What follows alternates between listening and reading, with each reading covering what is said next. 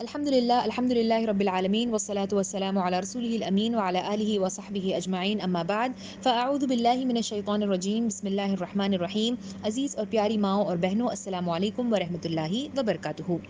آج جس پارے کا خلاصہ میں آپ کے سامنے پیش کروں گی وہ ہے قرآن مجید کا سب سے پہلا جز جس کا نام الف لام میم ہے. عزیز اور پیاری ماؤں اور بہنوں، یہ وہ پہلا جز ہے جس میں 2 سورتوں پر یہ مشتمل ہے، سورہ فاتحہ اور سورہ بقرہ. سورہ بقرہ پورا اس میں موجود نہیں ہے بلکہ اس کا کچھ حصہ اس پارے میں آتا ہے. کل ملا کر یہ جز 17 رکوعات پر مشتمل ہے، جس میں سے پہلا رکوع اور 7 آیتیں سورہ فاتحہ کی ہیں اور باقی کے جو رکوعات اور آیتیں ہیں وہ ساری آیتیں سورہ بقرہ کی اس میں آتی ہیں.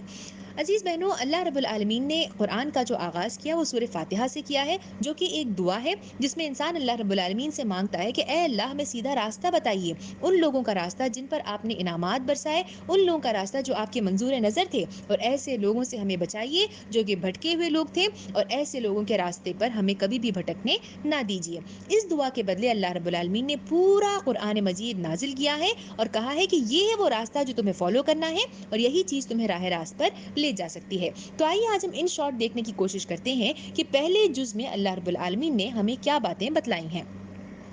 پہلی چیز اس کا ذکر اللہ تعالیٰ اس بارے میں کرتے ہیں وہ یہ کہ یہ قرآن مجید جو ہے یہ اللہ رب العالمین کی کتاب ہے. یہ اللہ کے رسول صلی اللہ علیہ وسلم نے خود سے نہیں گھڑ لی ہے، بلکہ یہ وہ کتاب ہے جس میں کوئی شک کوئی شبہ کی کوئی گنجائش نہیں ہے، کیونکہ اللہ رب العالمین نے خود اسے نبی کریم صلی اللہ علیہ وسلم پر اتارا ہے اور آپ صلی اللہ علیہ وسلم کے ذریعے سے یہ کتاب اور یہ پیغام مجھ تک اور آپ تک پہنچایا گیا ہے. پھر اللہ تعالیٰ نے کہا کہ یہ قرآن مجید وہ کتاب ہے جو پہلے آئی ہوئی کتابیں یعنی جو آسمانی کتابیں یعنی تورات، انجیل اور زبور تھے، وہ آنے والی کتابوں کی تصدیق کرتی ہے کہ وہ کتابیں بھی اللہ رب العالمین ہی کی کتابیں تھیں جنہیں مختلف انبیاء لے کر اس دنیا میں آئے تھے. پھر اس کے بعد آگے اللہ تعالیٰ نے کہا کہ یہی وہ کتاب ہے کہ جس کا علم یہودیوں کو بھی تھا اور وہ بہت اچھے سے جانتے تھے کہ یہ قرآن مجید وہ کتاب ہے جو دنیا میں آنے والی ہے، جو نبی کریم صلی اللہ علیہ وسلم یعنی ایک شخص ہوں گے جن پر اللہ تعالیٰ جو ہے اس کتاب کو نازل کرے گا. اور اسی لیے وہ بہت اچھے سے اس بات کو جانتے تھے کہ جس پر یہ کتاب نازل ہوگی انہیں بہت ہی رتبہ حاصل ہوگا اور ایک عروج جو ہے اس دنیا میں حاصل ہوگا. پھر اس بارے میں اللہ رب العالمین نے ان لوگوں کا سوال کا جواب دیا ہے جو لوگ سوال اٹھایا کرتے تھے اور کہا کرتے تھے کہ اللہ تعالیٰ کا کیا نظام ہے کہ ہر بار ایک نئی کتاب دنیا میں آتی ہے اور جو ہے نئی نئی باتیں اس دنیا میں آتی ہیں. تو اس طرح کا سوال جو ہے یہودی لوگ اٹھایا کرتے تھے. اس کا جواب دے دیا اس میں اور کہا کہ ہم جب کسی آیت کو منسوخ کرتے ہیں یا بھلا دیتے ہیں تو اس کے بدلے ہم اس سے بہتر آیت یا کم سے کم اس کے لیول تک پہنچنے والی آیت کو نازل کرتے ہیں. یہ اللہ تعالیٰ نے کلیئر کٹ بتا دیا کہ اس سے پہلے جو کتابیں تھیں وہ بھی اللہ کی ہیں اور یہ جو آیتیں ہم نے نازل کی ہیں یہ ان آیتوں سے بہتر ہے جو کہ اس سے پہلے نازل کی تھی یا کم سے کم اس لیول کے برابر ہیں. یہ سب سے پہلی چیز آ گئی اس میں. اس کے بعد دوسری بات جو ہمیں اس میں ملتی ہے وہ یہ کہ اللہ تعالیٰ نے مختلف جگہوں پر بتا دیا کہ اللہ کون ہے، اللہ کی کیا قوتیں ہیں اور کیا انعامات ہیں جو اللہ تعالیٰ نے انسانوں پر کیے ہیں. اس کے تعلق سے بھی اللہ تعالیٰ نے کچھ نقشہ کھینچا ہے. اللہ تعالیٰ نے بتایا کہ یہ جو زمین اور آسمان ہے یہ تمام اللہ تعالیٰ کی فرما روا ہے اور اس زمین کا فرش بھی اللہ تعالیٰ ہی بچھانے والا ہے، آسمان کا فرش بچھانے والا بھی اللہ رب العالمین ہے. اللہ تعالیٰ جو ہے انسان کی ہر چیز کی خبر رکھنے والا ہے اور انسان کا واحد سہارا، واحد مددگار اگر کوئی ہے تو اللہ رب العالمین ہے. اس میں کوئی شک نہیں ہے کہ کوئی دوسرا انسان کی مدد کر سکتا ہے، وہ صرف اور صرف اللہ رب العالمین ہے جو مخفی اور ظاہر چیزوں کو جانتا ہے. اور اللہ تعالیٰ کے لیے کوئی چیز کرنا مشکل نہیں ہے، وہ کہہ دیتا ہے کن اور فیکون، وہ چیز ہو جاتی ہے. یہ چیز اس میں بتائی گئی. پھر اللہ تعالیٰ نے ایک اور چیز کو کلیئر کر دیا کہ اللہ تعالیٰ کسی کو بیٹا اللہ تعالیٰ نے نہیں بنایا ہے، لیکن تمام جو دوسری چیزیں ہیں وہ اللہ تعالیٰ کی ملک ہیں، لیکن کوئی اللہ رب العالمین کا نعوذ باللہ بیٹا نہیں ہے. اور پھر ایک دو کوالٹیز بھی گنوائے سرسری طور پر اور کہا کہ اللہ تعالیٰ معاف کرنے والا بھی ہے اور اللہ تعالیٰ رحم فرمانے والا بھی ہے اور بے جان چیزوں میں جان ڈالنے والا بھی اللہ رب العالمین ہے. تو یہ کچھ کوالٹیز ہیں جو اللہ تعالیٰ نے اپنے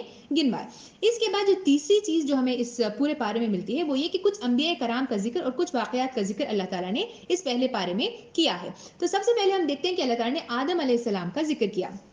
آدم علیہ السلام کا جہاں پر ذکر کیا گیا، ایک طرف اللہ رب العالمین نے آپ علیہ السلام کی جو پوری تخلیق ہے اس کو اللہ تعالیٰ نے جو نقشہ ہے وہ اس میں کھینچا ہے. اور پھر اللہ تعالیٰ نے کہا کہ ہم نے انسان کی جو تخلیق کی یعنی آدم علیہ السلام کی جو تخلیق کی اس کا ریزن یہ تھا کہ ہم دراصل ایک خلیفہ بنانا چاہتے تھے، ایک ریپرزینٹیٹو بنانا چاہتے تھے. یہ جو ریپرزینٹیٹو ہم انسان کو بنانا چاہتے تھے اسی لیے ہم نے آدم علیہ السلام کی تخلیق کی. اس کے بعد اللہ تعالیٰ نے اللہ اور فرشتوں کے درمیان جو کانورسیشن ہوتا ہے اس کانورسیشن کو اللہ تعالیٰ نے اس میں کھینچا ہے اور کہا کہ جب اللہ تعالیٰ نے آدم علیہ السلام کی پیدائش کی اور پھر تو پھر جو فرشتے تھے انہوں نے اللہ تعالیٰ سے کہا کہ کیا آپ کسی ایسے کو اس دنیا میں مقرر کرنے والے ہیں جو انتظام کو بگاڑ دے گا اور خوریزیاں کرتا پھرے گا؟ تو اللہ رب العالمین نے جو ہے آدم علیہ السلام سے کہا کہ اے آدم، ہم نے تمہیں جو نام سکھائے ہیں وہ نام تھوڑا سا ان فرشتوں کو تم پڑھ کے سناؤ۔ تو وہ نام جب وہ فرشتوں کو پڑھ کر سناتے ہیں تو پھر اللہ تعالیٰ کہتے ہیں کہ بتاؤ اب تمہارا کیا خیال ہے؟ تو اس وقت فرشتے جواب دیتے ہیں کہ اے اللہ، ہم تو صرف اتنا ہی علم رکھتے ہیں جو آپ نے ہمیں دیا ہے، اس کے علاوہ ہمیں کوئی علم نہیں ہے۔ پھر اللہ تعالیٰ انہیں سجدے کا حکم دیتا ہے،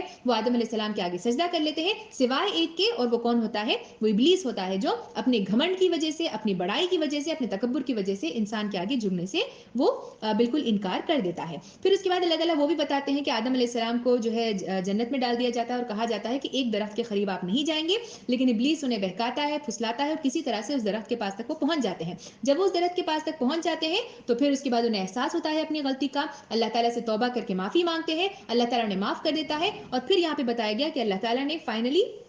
انسان کو اس دنیا میں بھیج دیا، یعنی آدم علیہ السلام وہ پہلے انسان تھے جنہیں اس دنیا میں بھیج دیا گیا، اور پھر کہا کہ تم دونوں یعنی انسان اور شیطان تم دونوں ایک دوسرے کے دشمن ہو، اور تمہیں ایک خاص مدت تک جو ہے اس دنیا میں رہنا ہے اور نیک عمل کرنا ہے۔ تو یہ سب سے پہلے نبی کا ذکر ہے جو اس میں آیا ہے، اور وہ ہے آدم علیہ السلام۔ دوسرے نبی کا ذکر جو اس میں آیا ہے وہ ہے موسیٰ علیہ السلام۔ موسیٰ علیہ السلام کا ذکر اگر ہم دیکھیں تو اللہ تعالیٰ نے جا بجا مختلف یعنی تھرو آؤٹ دا پارا اگر آپ دیکھیں تو ان بٹس اللہ تعالیٰ نے موسیٰ علیہ السلام کے جو واقعات ہیں ان کا ذکر کیا ہے۔ سب سے پہلے اللہ تعالیٰ نے کہا کہ ہم نے موسیٰ علیہ السلام کو فرقان عطا کی۔ فرقان کہتے ہیں حق و باطل کا فرق کھول کر رکھ دینے والی چیز۔ تو یہاں پہ اللہ تعالیٰ نے ڈائریکٹ نہیں کہا کہ ہم نے موسیٰ علیہ السلام کو تورات دی، بلکہ کہا کہ ہم نے فرقان دی، لیکن اس کا مطلب کیا ہے کہ ہم نے موسیٰ علیہ السلام کو تورات عطا کی۔ پھر جو پہلا واقعے کا ذکر آیا وہ یہ کہ موسیٰ علیہ السلام کو اللہ تعالیٰ نے 40 دنوں کے لیے جو ہے بلایا کوہ طور پر، اور پھر انہیں وہاں پر کتاب دی یعنی تورات دی۔ یہ ذکر اللہ تعالیٰ نے پہلے واقعے کا کیا ہے۔ پھر کہا کہ جب 40 دن کے بعد موسیٰ علیہ السلام واپس آتے ہیں اپنے قوم کی طرف تو کیا دیکھتے ہیں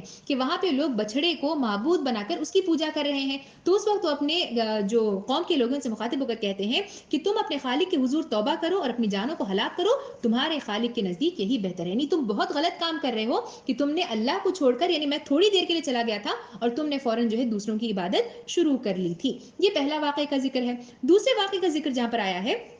وہ ان لوگوں کا ہے کہ ان کے قوم کے لوگوں نے موسیٰ علیہ السلام سے کہا کہ اے موسیٰ، ہم جو ہے تمہاری بات پر یقین اس وقت تک نہیں کریں گے جب تک تم خود تمہیں اللہ تعالیٰ سے کلام کرتے ہوئے نہ دیکھ لیں۔ تو جب یہ بات آتی ہے تو پھر موسیٰ علیہ السلام ان میں سے کچھ لوگوں کو 70 آدمیوں کو جو ہے چوز کیا جاتا ہے، اور پھر وہ جاتے ہیں اللہ تعالیٰ کا دیکھنے کے لیے، اور پھر یہ ہوتا ہے کہ جیسے ہی اللہ تعالیٰ جلوہ افروز ہوتے ہیں تو ایک کڑاکا ان کو آ لیتا ہے اور وہ وہیں کے وہیں پڑے ہوئے رہ جاتے ہیں۔ یہ دوسرے واقعے کا ذکر آیا ہے۔ پھر اس کے بعد آیا ہے کہ جب موسیٰ علیہ السلام کا ایک جو کرشمہ تھا، ان کا ایک جو عصا تھا، اس کا تذکرہ اللہ تعالیٰ نے کیا ہے کہ جب وہ اللہ تعالیٰ سے پانی کی دعا مانگتے ہیں کہ اے اللہ ہمیں پانی عطا کر، تو اللہ تعالیٰ انہیں حکم دیتا ہے کہ اپنے عصا کو مارو۔ جب وہ عصا کو مارتے ہیں تو 12 چشمے پھوٹ نکلتے ہیں، 12 چشمے پھوٹ نکلتے ہیں، اور ہر قبیلہ اپنے اپنے چشمے پر جا کر اپنی اپنی جگہ منتخب کر لیتا ہے۔ اس کے بعد اگلی چیز اس میں آئی ہے کہ ایک اور موسیٰ علیہ السلام کا تذکرہ آیا کہ ان کی قوم کو ہم نے من و سلوہ دیا تھا۔ من و سلوہ کیا ہے، اس کا ذکر اس مطلب قرآن میں ڈائریکٹلی نہیں آیا ہے کہ من اور سلوہ کیا ہے، لیکن میں جسٹ ان بریف آپ کو بتاتی چلوں کہ من دراصل جو ہے ایک شبنم کو کہتے ہیں،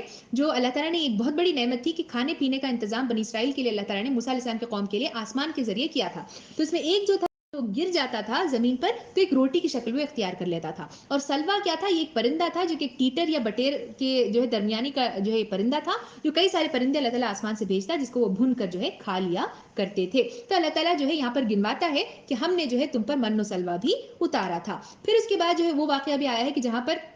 موسیٰ علیہ السلام کے قوم کے لوگ کہتے ہیں کہ ہمیں جو ہے من و سلوا سے ہم تنگ آ گئے ہیں، ہم جو ہے تم اللہ تعالیٰ سے دعا کرو کہ ہمیں ترکاری، لہسن، پیاز، گیہوں، ساگ، یہ تمام چیزیں ہمیں چاہیے، تم اس کے اللہ تعالیٰ سے دعا کرو۔ اور پھر جب وہ اللہ تعالیٰ سے مانگتے ہیں تو اللہ تعالیٰ انہیں کہتا ہے کہ ٹھیک ہے، تم جو ہے اگر کوئی ادنا چیز چاہتے ہو تو پھر فائنلی اللہ تعالیٰ کا حکم آتا ہے اور وہ کہتے ہیں کہ آپ اس شہر کو جائیے، اور اس شہر کو جانے کے بعد جب آپ اس شہر میں داخل ہو رہے ہوں گے تو آپ ہتتن ہتتن کہتے ہوئے داخل ہوں گے اور سر جھکاتے ہوئے سجدہ ریز ہو کر داخل ہوں گے۔ لیکن بنی اسرائیل کا کیا حال ہوتا ہے، اللہ تعالیٰ نے یہاں پر کھینچا کہ وہ لوگ جو ہے ان کی بات کو نہیں مانتے ہیں، اللہ تعالیٰ کی بات کو نہیں مانتے ہیں اور پورے ظلم اور جبر کے ساتھ اس کے اندر داخل ہو جاتے ہیں۔ اس کے بعد ایک اور واقعے کا جو ذکر آیا ہے وہ اس گائے کا ذکر ہے کہ اللہ تعالیٰ جو ہے بنی اسرائیل کی قوم کو، موسیٰ علیہ السلام کی قوم کو یہ حکم دیتا ہے کہ وہ جو ہے گائے کو ذبح کرے۔ تو پھر اس وقت جو ہے وہ کئی سارے کرید کرید کر سوال پوچھتے ہیں کیونکہ ان کا ارادہ ہی نہیں ہوتا کہ وہ اللہ تعالیٰ کے اس میں قربانی دیں، تو پوچھتے ہیں کہ گائے کی تفصیل بتاؤ، اس کا رنگ کیا ہونا چاہیے، وہ کس طرح کی گائے ہونی چاہیے، اپنے خدا سے اور ڈیٹیلز پوچھو، اور جب پورے ڈیٹیلز بتا دیے جاتے ہیں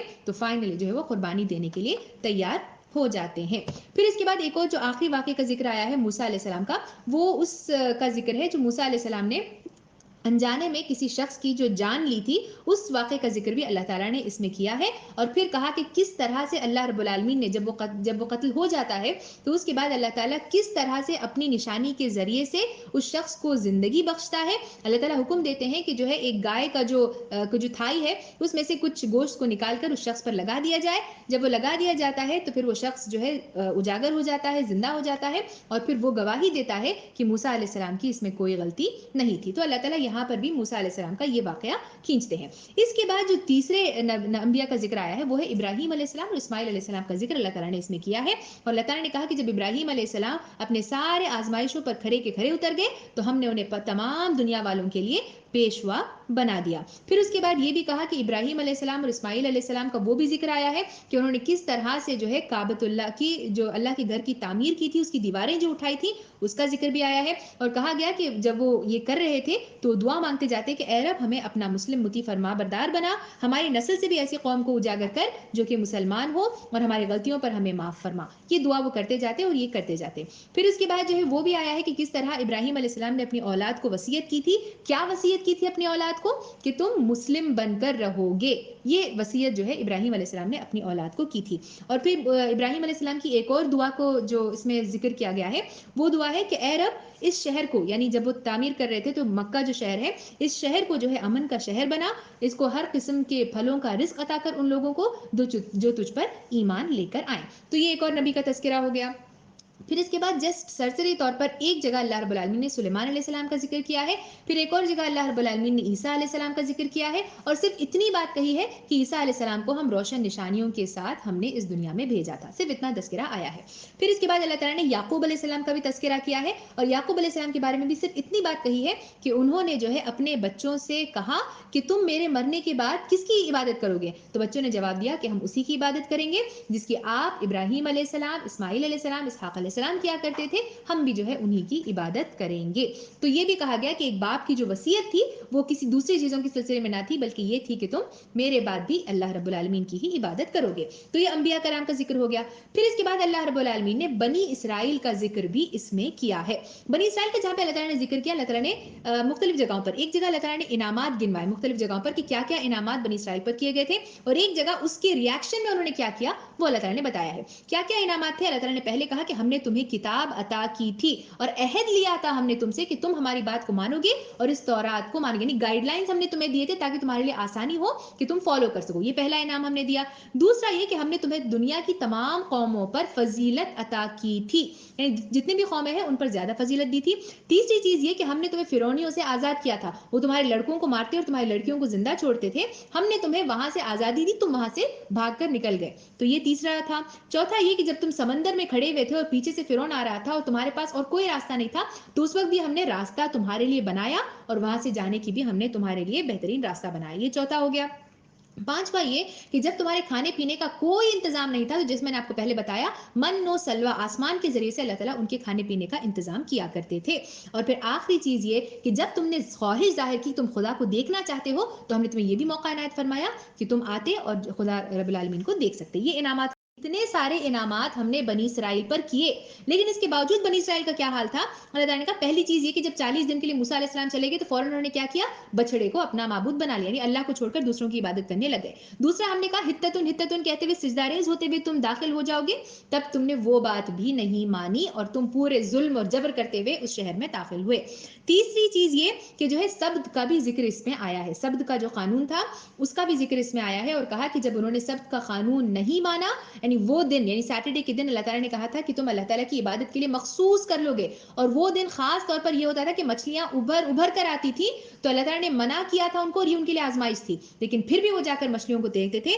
تو تم نے جو ہے سبت کا قانون بھی توڑا اور اس کے بدلے ہم نے حکم دیا کہ تم بندر بن جاؤ، اور تم بندر بن کر رہ گئے۔ اس کے بعد جو ایک اور ریاکشن ان لوگوں کا تھا وہ یہ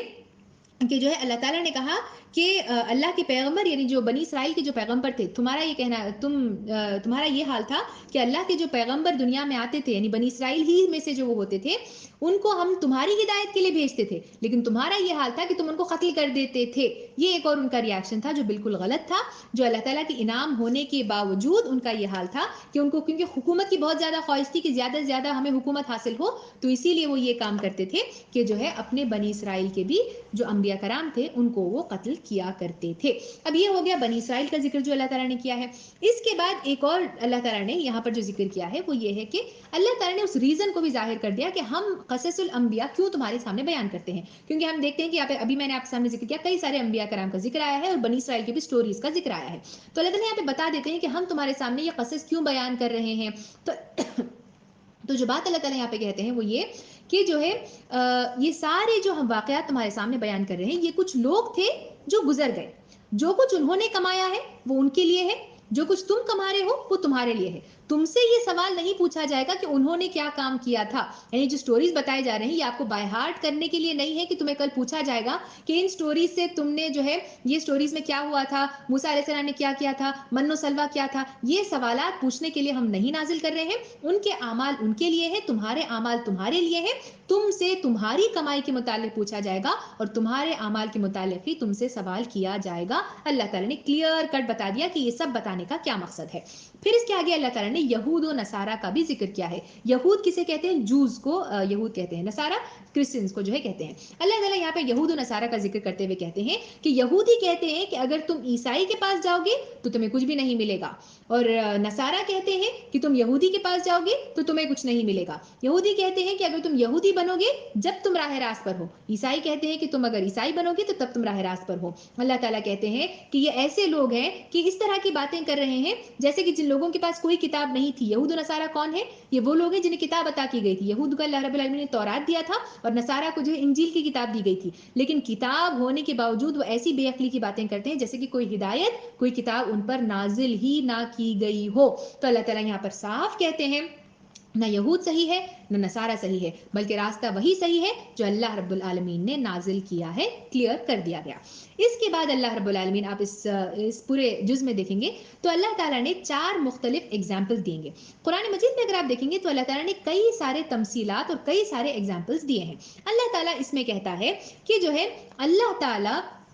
جو لوگ انگلی اٹھاتے تھے قرآن مجید پر اور یہ کہتے تھے کہ اللہ تعالیٰ یہ کس طرح کی عجیب عجیب مثالیں ہیں جو قرآن مجید میں اللہ تعالیٰ ایگزامپل سے کمپیئر کرتے ہیں, یہ کس طرح کی عجیب عجیب, کبھی جانوروں سے جو ہے تمثیل کی جاتی ہے, کبھی جو ہے کچھ عجیب سے اللہ تعالیٰ تمثیل کرتا ہے. تو اللہ تعالیٰ یہاں پر کلیئر کٹ پہلے ہی پارے میں بتا رہے ہیں کہ لوگ اگر یہ سمجھتے ہیں تو اللہ تعالیٰ جو ہے مچھر جیسی حقیر چیز کا بھی اگر ایگزامپل دے کر انسانوں کو ایکسپلین کرنا ہو تو اللہ تعالیٰ اس بات سے شرماتا نہیں ہے, اللہ تعالیٰ اس چیز کو سامنے واضح کر دیتا ہے. پھر اللہ تعالیٰ نے کہا کہ یہی وہ مثالیں ہیں کہ وہ ایک بات جو اللہ تعالیٰ مثال دے رہے ہیں اس ایک مثال کے ذریعے سے کئی لوگ راہ راست پا لیتے ہیں, اور کچھ لوگ ہوتے ہیں جو پھر بھی ہٹ درمی کا شکار ہوتے ہیں کہ یہ کیا مثال ہے, کیسی مثال ہے, سبق نہیں حاصل کرتے اور خود بخود بھٹک جاتے ہیں. اب اس میں اللہ تعالیٰ نے پھر 2-3 مثالوں کا ذکر کیا ہے. سب سے پہلے اللہ رب العالمین نے منافقین کی مثال دی ہے. منافقین کی کیا مثال اللہ تعالیٰ نے دی؟ یہ دی کہ منافقین کی مثال ایسی ہے گویا کہ ایک شخص نے آگ روشن کی, یعنی کینڈل ہے اس نے آگ روشن کر دی اور اس روشنی کی وجہ سے سارے جو اطراف کے لوگ ہیں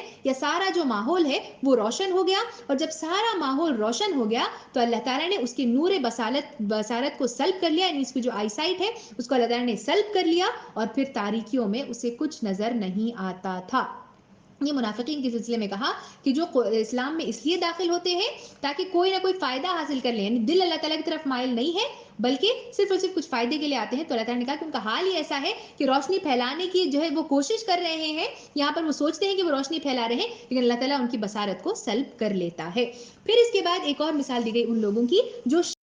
دین اسلام میں داخل ہو گئے ہیں لیکن پھر بھی شک میں مبتلا ہیں. تو اللہ تعالیٰ نے ان کے لیے کہا کہ ان کی مثال ایسی ہے گویا کہ آسمان سے زور سے بارش ہو رہی ہے, اور پھر یہ ہے کہ ایک زور سے ایک اندھیری گھٹا ہے اور ایک زور سے ایک کڑاکا آ لیتا ہے, اور جیسے ہی یہ کڑاکا آ لیتا ہے تو یہ لوگ اپنے جانوں کے خوف سے کانوں میں اپنے انگلیوں کو ٹھوس لیتے ہیں اور ان کی حالت ایسی ہوتی ہے جیسا کہ یہ بجلی ان کی بصارت کو بھی سلب کر لے گی. یعنی وہ شک میں پڑے ہوئے ہیں اور ان کا حال ہی ایسا ہے کہ وہ جو ہے خود ڈرے ہوئے ہیں, خود نہیں جانتے کہ وہ کیا کر رہے ہیں کیا نہیں کر رہے ہیں. وہ اس بات کو نہیں جانتے اور شک میں مبتلا ہیں۔ اس کے بعد اللہ تعالیٰ نے آخری جو مثال اس بارے میں پیش کی ہے وہ ہے ان لوگوں کی جو نشانیاں دیکھتے ہیں، یعنی کئی ساری نشانیاں ہیں جو اللہ تعالیٰ نے دنیا میں نازل کی ہیں۔ انسان دیکھتا ہے سورج غروب ہوتا ہے، طلوع ہوتا ہے، کئی ساری نشانیاں ہیں دنیا میں، اگر انسان اللہ کو جاننے اور پہچاننے کی کوشش کرے تو۔ اللہ تعالیٰ کہہ رہے ہیں کہ کچھ لوگ ایسے ہیں جو نشانیوں کو دیکھ کر بھی سبق حاصل نہیں کرتے، تو اللہ تعالیٰ نے کہا کہ ان کا حال ایک پتھر کے جیسا ہے۔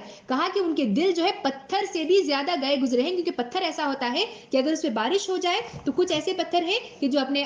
اندر سے چشمے پھوٹ نکالتے ہیں، کچھ ایسے ہیں جو اپنے اندر سے پانی نکالتے ہیں، اور کچھ ایسے ہیں جو اللہ کے خوف سے لرز جاتے ہیں، لیکن انسان جو نشانیوں کو دیکھ کر بھی ٹھکراتا ہے وہ پتھر سے بھی زیادہ گیا گزرا ہے۔ یہ مثال اللہ تعالیٰ نے دی ہے۔ اس کے بعد اللہ تعالیٰ نے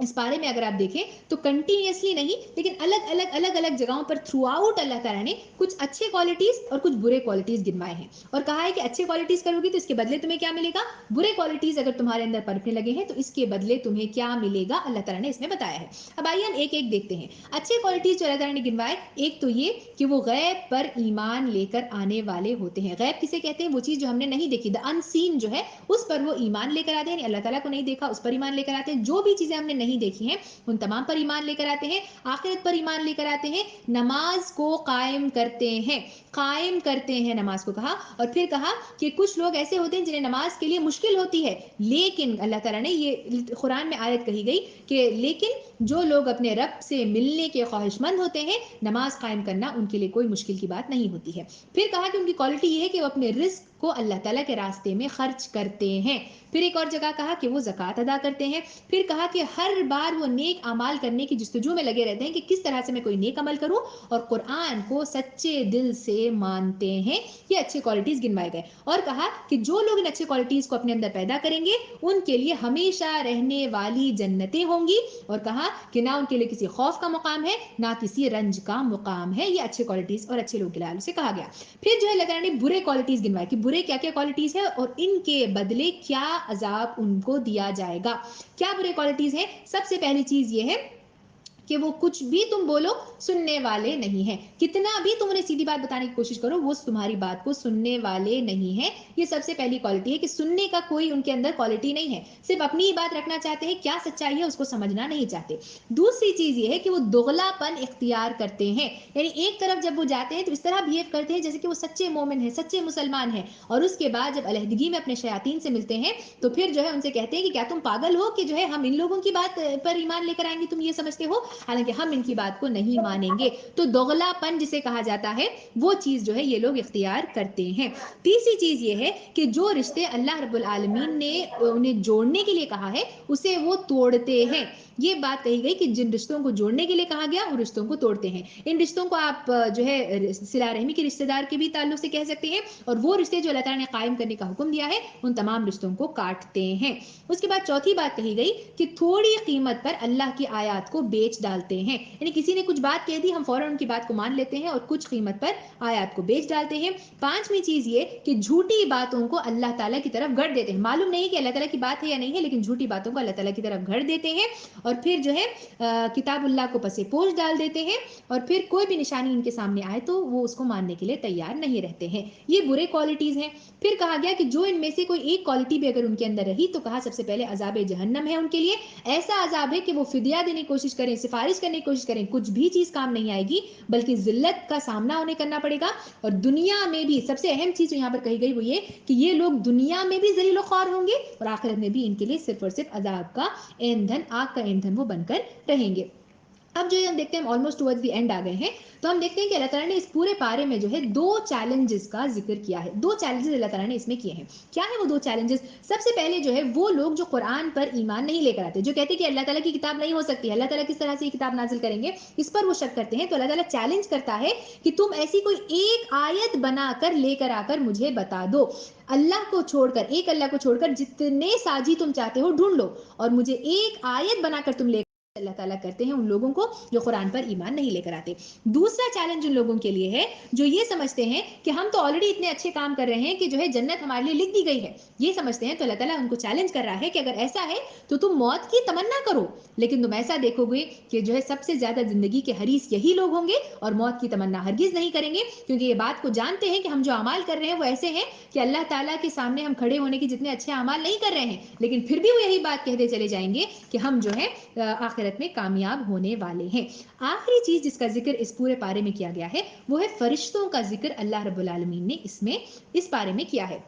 سب سے پہلے جس فرشتے کا ذکر کیا گیا ہے وہ ہے جبرائیل علیہ السلام کا ذکر یہاں پر کیا گیا ہے. جو یہودی ہوا کرتے تھے، دراصل ذکر کرنے کا جو مقصد ہے وہ یہ ہے کہ جو یہودی لوگ تھے وہ یہ کہتے تھے کہ جس طرح وہ حضور صلی اللہ علیہ وسلم پر ایمان نہیں لے کر آتے تھے اور یہ بات کہتے تھے کہ جو ہے حضور صلی اللہ علیہ وسلم جو ہے اپنے آپ سے کتاب کو گھڑ رہے ہیں، تو اسی طرح سے جو ہے وہ جبرائیل علیہ السلام کو بھی اچھا فرشتہ نہیں مانتے تھے، رحمت والا فرشتہ نہیں مانتے تھے، بلکہ یہ عذاب ہے ہمارے اوپر، اس طرح سوچا کرتے تھے. تو اللہ تعالیٰ نے اس بات کو بھی بالکل کلیئر کر دیا یہاں پر کہ جو ہے جبرائیل علیہ السلام کا اتنا ہی مقصد تھا کہ وہ ایک فرشتے ہیں، وہ نبی کریم صلی اللہ علیہ وسلم پر آ کر ہماری آیات کو جو ہے وہ نازل کرتے تھے، ان کی کسی سے کوئی دشمنی نہیں ہے. لیکن اگر کوئی جبرائیل علیہ السلام کے ساتھ دشمنی کرے گا، یعنی جو جس طرح سے اسلام کے جو پلرز ہیں جو ہم جانتے ہیں اس میں سے ایک پلر کیا ہے کہ فرشتوں پر ایمان لے کر آنا، تو یہاں پہ اللہ تعالیٰ نے کلیئر کہہ دیا کہ جو ان سے دشمنی کرے گا جبرائیل علیہ السلام سے، اٹ از ایکویویلنٹ ٹو کہ وہ اللہ تعالیٰ سے دشمنی کر رہا ہے،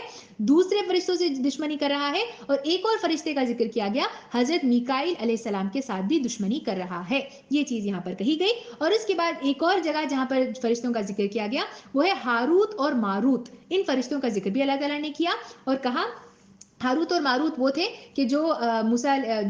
بنی اسرائیل کی قوم جو تھی ان کے اوپر جو ہے ایک آزمائش تھی. یہ دو فرشتے یہ تھے کہ وہ لوگوں کو بتاتے تھے کہ کس طرح سے میاں بیوی کے درمیان پھوٹ ڈالی جا سکتی ہے، وہ سکھاتے تھے. لیکن اس سے پہلے وہ صاف صاف تنبیہ کر دیتے تھے کہ ہم محض اللہ تعالیٰ کی طرف سے ایک آزمائش ہے، ہماری بات کو تم نہ مانو. کون ہے دو فرشتے؟ ہاروت اور ماروت، جو بنی اسرائیل پر نازل کیے گئے تھے. لیکن اس کے باوجود لوگوں کا حال یہ تھا کہ وہ میاں بیوی کے درمیان پھوٹ ڈالنے کے لیے اس چیز کو سیکھتے اور خاص طور پر کوشش کرتے کہ ان دونوں کے درمیان وہ پھوٹ ڈال سکیں. عزیز سامعین کرام، یہ ہے وہ ان ٹوٹل تمام باتیں جو اس پورے پارے میں آئی ہیں. آخر میں 4 باتیں کہتے ہوئے اپنی بات کو ختم کروں گی کہ اس پورے پارے میں میرے اور آپ کے لیے کیا سبق پوشیدہ ہے، یہ ہم دیکھتے ہوئے اپنی بات کو ختم کریں گے. سب سے پہلے ہم نے دیکھا کہ جہاں پر اللہ تعالیٰ نے اس آدم علیہ السلام کا تذکرہ کیا تو اس میں اللہ تعالیٰ نے صاف طور پر جو بات کہی وہ یہ تھی کہ ابلیس کو جب کہا گیا کہ تم سجدہ ریز ہو جاؤ تو اس نے گھمنڈ دکھایا، تکبر دکھایا اور پھر جو ہے سجدہ کرنے سے منع کر دیا. عزیز سامعین، یقین مانیے اگر میں اور آپ ابھی بھی گھمنڈ اور تکبر تھوڑا سا بھی ہمارے دل میں ہوگا، اگر انسان اپنے اندر سے کبر کو نہیں مٹائے گا تو پھر اللہ کے رسول نے جیسا کہا کہ جس کے دل کے اندر ذرہ برابر تکبر ہوگا اس کے لیے جنت نہیں ہوگی. تو سب سے پہلا سبق یہ ہے کہ تکبر اور گھمنڈ سے اپنے آپ کو کوسوں میل دور رکھیے. کبھی بھی اپنے ذہن میں یہ خیال مت آنے دیجیے کہ میں سامنے والی کسی بہن سے بہتر ہوں، یہ ذہن میں کبھی خیال مت آنے دیجیے. دوسری چیز جو ہے وہ ہے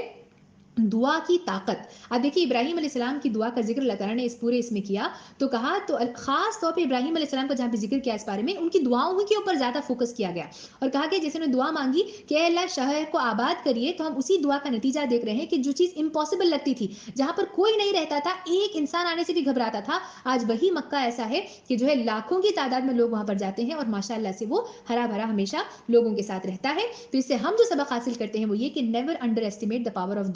دعا جتنا ہو سکے زیادہ سے زیادہ کیجیے. کوئی بھی چیز یہ مت سوچیے کہ امپاسبل ہے، اللہ تعالیٰ کے لیے کوئی بھی چیز امپاسبل نہیں ہے، آپ زیادہ سے زیادہ دعا کیجیے. تیسری چیز جو ہمیں کرنی ہے وہ یہ ہے کہ اللہ تعالیٰ نے جو انعامات دیے ہیں اس کی قدر کیجیے اور صبر اور شکر سے کام لیجیے. بنی اسرائیل کی طرح مت بنیے، جو میں نے بتایا تھا اللہ تعالیٰ نے کتنے سارے انعامات ان کو دیے. آسمان سے کھانا دیا، کہا نہیں ہمیں پیاز لہسن وغیرہ فلاں چیزوں کی ضرورت ہے. اللہ تعالیٰ نے جتنے بھی انعامات دیے اس سے جو ہے انہوں نے عہد شکنی کی. تو مجھے اور آپ کو جو سبق سیکھنا ہے وہ یہ کہ ہم اپنی جتنی بھی انعامات ہیں ان کی جو ہے قدر کریں گے. آج کے اس میں بھی ہم دیکھ رہے ہیں کہ اس کورونا وائرس کے ماحول میں جہاں پر پھیلا ہوا ہے یہ پینڈیمک، ہم بار بار جو ہے مختلف شکایتیں جو ہم کرتے ہیں کہ جو ہے ہم باہر نہیں نکل سکتے، ہم گھر میں بیٹھے ہوئے ہمیں تکالیف ہو رہی ہیں، کئی ساری مشکلات پیش آ رہی ہیں.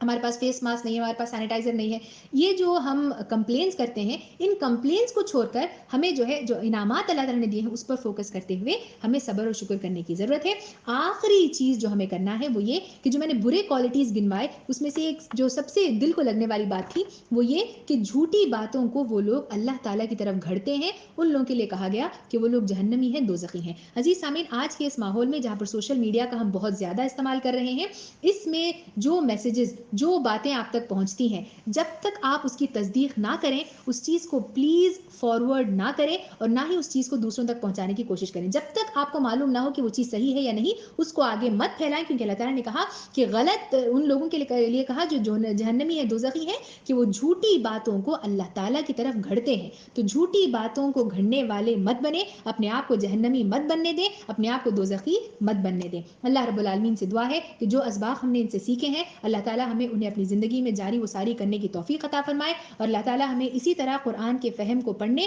اور سمجھنے کی توفیق عطا فرمائے. آمین. واخر دعوانا ان الحمد للہ رب العالمین. والسلام علیکم ورحمۃ اللہ وبرکاتہ.